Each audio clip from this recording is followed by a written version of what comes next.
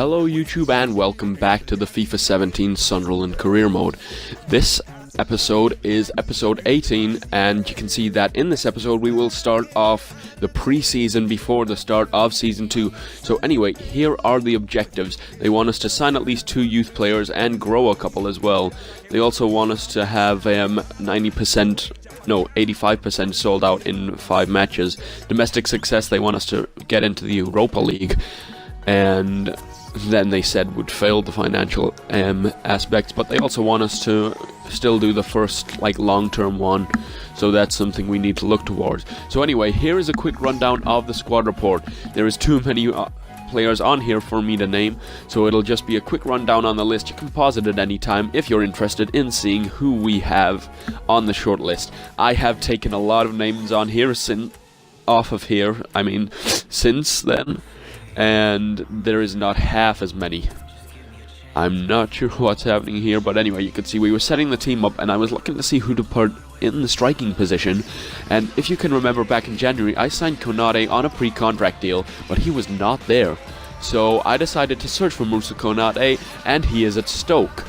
I have no idea why that happened, because I can't remember in January anything saying that he was in talks with Stoke either. So I signed him on a pre-contract, and then he went to Stoke, which is very disappointing. And he will not be a player liked by us, because he'd agreed to come to us and he's gone to Stoke. Anyway, you can see we rejected the chance to sign one centre-back, I forgot who it was there, and David Villa, but we did sign Sergi Gomez.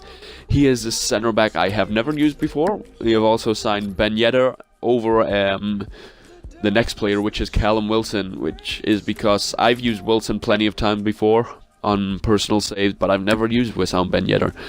So I decided to go with a couple players I'm not used to, see how good they can be, and hopefully they can do well for the club over the course of this season. So Wissam Ben Yedder and Sergi Gomez, both players coming in from La Liga, coming in to hopefully make this club better. But anyway, you can see this is another player I signed, Alexis Blin. I signed him from Burnley, who were relegated, I believe, for 5 million plus Paddy McNair. That I forgot to record him actually signing, but that's something I decided to do. But anyway, we decided to reject Martin Hinteregger.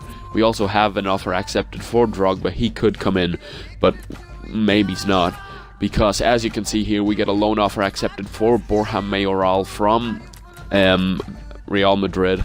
So we decided to go ahead with that deal instead of Drogba. He's a little younger, he's probably a bit faster now, and it's somewhat different. The Drogba's been in the Premier League a lot before. Borja Mayoral, I think he'll be a good player to come in on loan. But as you can see here, we won the European International Cup, the pre-season tournament, after winning our group with 7 points, only drawing against West Bromwich Albion, but beating Fiorentina and Werder Bremen, which is a bit strange to say, by the way.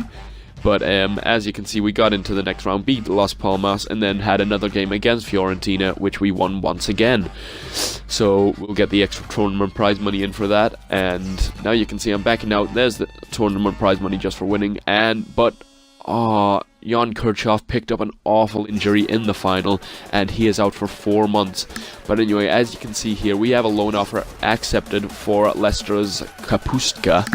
I believe that's how you pronounce it. But we also have to answer an offer for Didier Ndong. I decided to counter at 15.5. That's more than what we paid for him in real life. So I wanted at least higher than what we paid, even though it was 13.5, and we'll probably never get that for him unless he turns into an amazing player on this career mode. But we do decide to accept Kapustka into the club. And as you can see, I was just sorting out the formation there, 4-4-2 at the minute.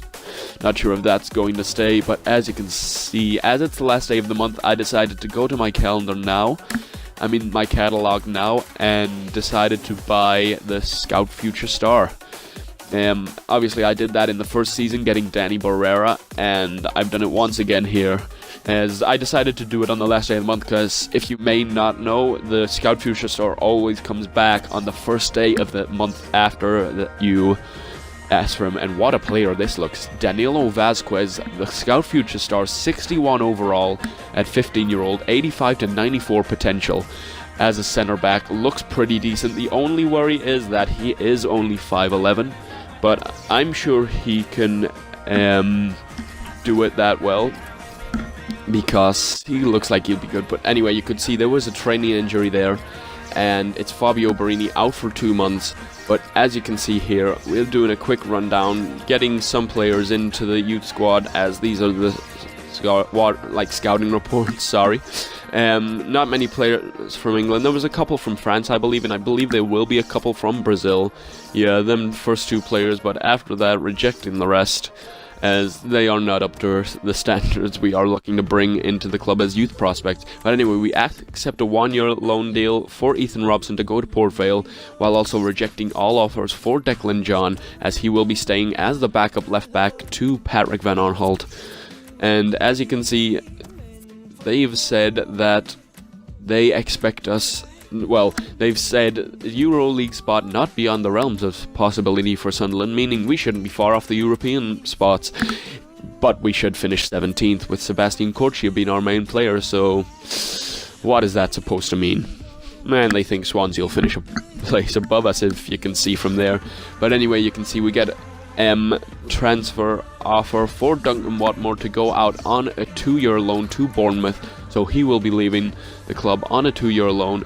And as you can see, Jack Rodwell has been sold to Everton, his former team, the team I believe he started his career at, or at least that's where Manchester City bought him from.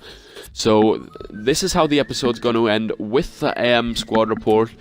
Just a quick rundown of it. There will be some players on that have left since, because I recorded this before the last 2 clips. But anyway, thanks for watching. If you enjoyed this video, please do leave a like. If you want to see any more of this career mode or the other series on this channel, please do subscribe, as that is much appreciated. But once again, thanks for watching. See you later.